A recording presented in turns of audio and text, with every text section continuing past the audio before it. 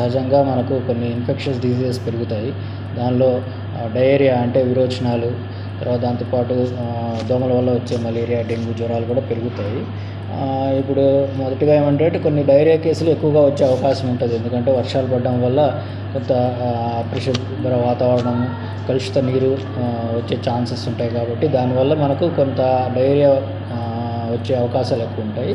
వీలైనంత వరకు ఇంట్లో నీళ్ళే తాగండి, కాచి చల్లార్చిన నీళ్ళే తాగండి, బయట ఎక్కడ పడితే అక్కడ తాగకుండా ఉండండి ఒకటి.